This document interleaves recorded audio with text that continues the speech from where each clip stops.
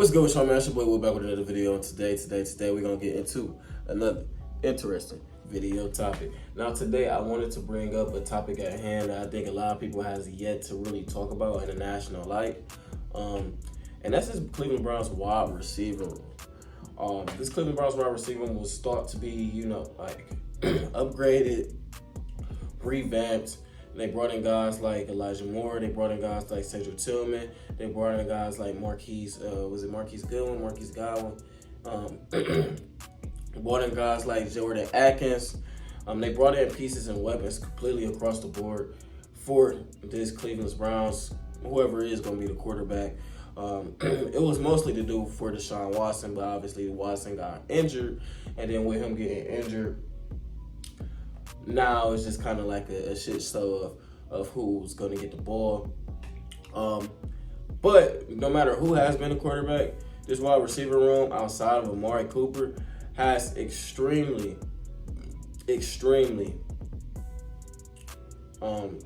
been disappointing. Across the board, you look at all the players that we expected to take some type of a leap. I asked you guys, who is the third best wide receiver on the team?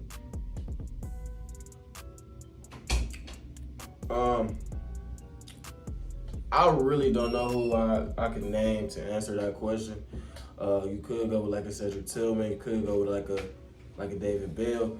But I just put up David Bell's numbers, and he is through 10 games got 11 targets for 6 catches and 45 yards. You compare that to what he did his rookie season. He was at 35 targets, 24 catches, and 214 yards. So he's having a worse year than his rookie year. With his rookie year having the same level of quarterback play, if we want to be quite frankly honest, having Jacoby Brissett out there for those 11 games, there's no reason that he should see a significant downgrade. Now, I do remember his rookie year, he was out there a lot on the field. So I did look up his snap counts.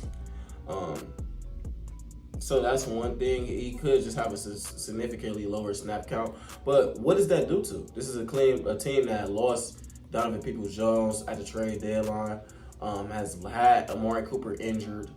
They put in Cedric Tillman in the rotation over David Bell.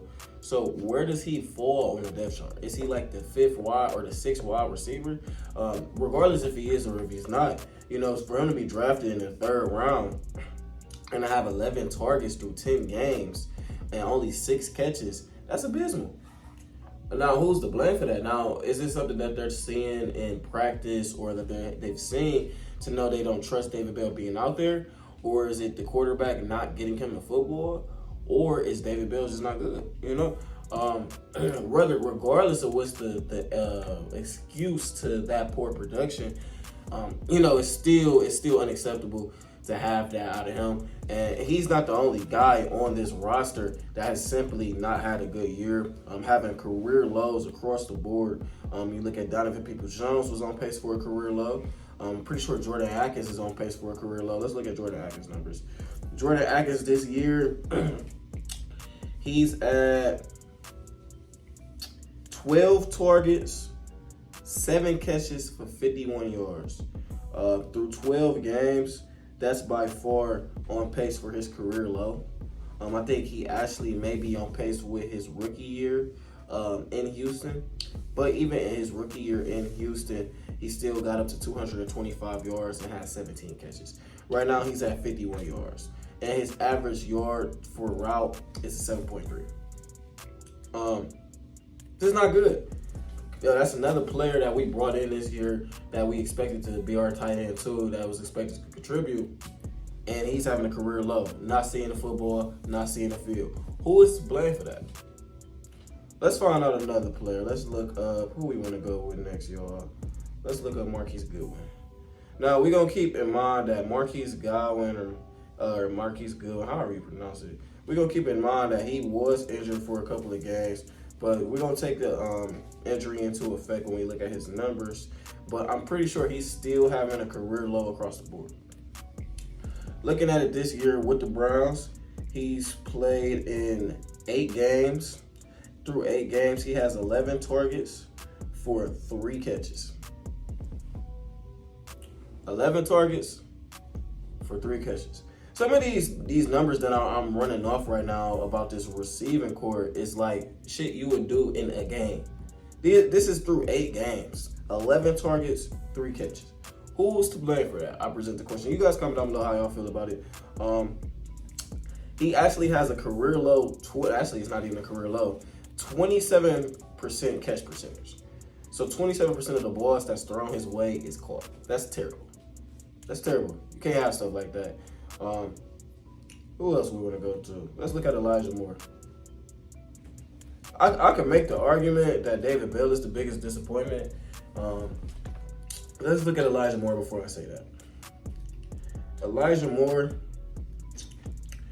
through 12 games, he's been targeted more than he was targeted in the last 2 seasons with the Jets, his first 2 years. This year, he's been targeted 85 times already. With the Jets last year's in 16 games, he was targeted 65 times. He has 47 catches. That's a career high. And 500 receiving yards. That's also on pace for a career high. Now, the question has to be asked is, what was your expectations for Elijah Moore? Now, if Elijah Moore could get to like 800 yards, if he could get 300 yards out of these last 5 games that we play, who we play? We play Jacksonville, Chicago, Houston, Jets, Bengals. If we could get 300 yards and he could get to like the 800-yard mark, I wouldn't say this would technically be a disappointment, because him having 800, if Amari Cooper get to 12, that's 2,000 yards between 2 wide receivers. That's doable. That's respectable. You know, that's not disappointing by the metrics at all, unless you expect Elijah Moore to be some game changer for the Browns, which he's failed to do. And then last but not least, let's look at Cedric Tillman. So Elijah Moore, surprisingly, is the only person that I could say that his numbers isn't abysmal across the board compared to all the other wide receivers on this team. Cedric Tillman this year, through 9 games, he's been targeted 20 times, 9 catches for 85 yards. 9.4. Now, if you look at Cedric Tillman's numbers, he really hasn't started being involved into the offense until these last 2 weeks. So the jury's still out on him. But it looks like they're working to get him in the offense. Now, is that due to what they've seen in practice, or is that due to personnel? That's really where I want to ask the question at. But you guys comment down below how y'all feel about it. I think overall, we're going to be in the same boat next year, where we're looking for wide receivers in the draft, and we're going to need to draft a wide receiver in the draft next year. So, yeah, that's my opinion and thoughts and comments. Y'all comment down below. I'm out. Peace.